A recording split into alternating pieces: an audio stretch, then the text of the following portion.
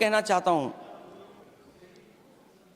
कि अध्यक्ष महोदय, अगर शिक्षा अच्छी होगी, परीक्षा सच्ची होगी, तो तरक्की भी पक्की होगी।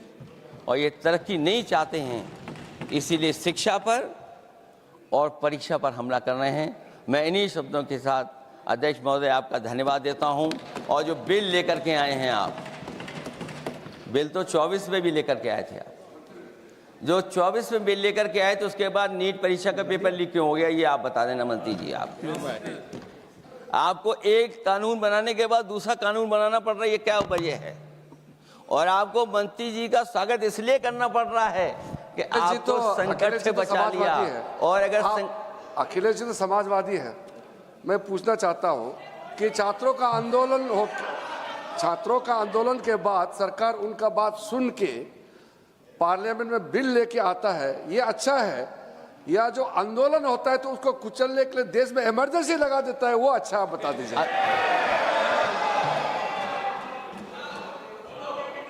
अध्यक्ष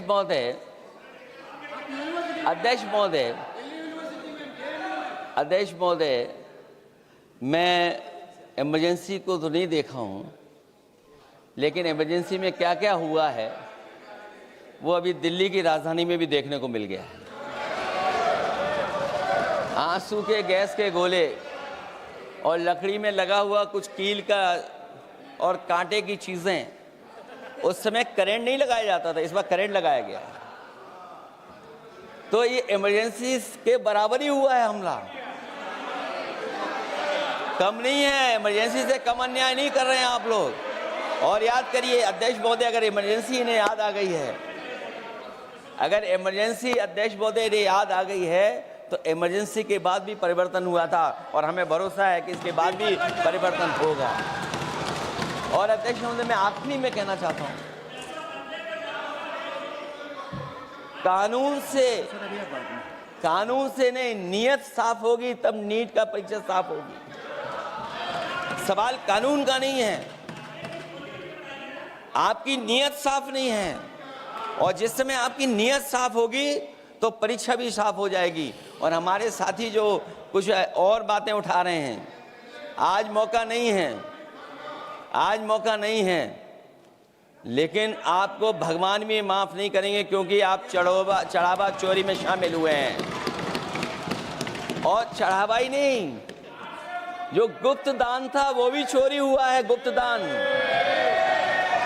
और ये पाप की श्रेणी में नहीं आता है, महापाप की श्रेणी में आता है। अखिलेश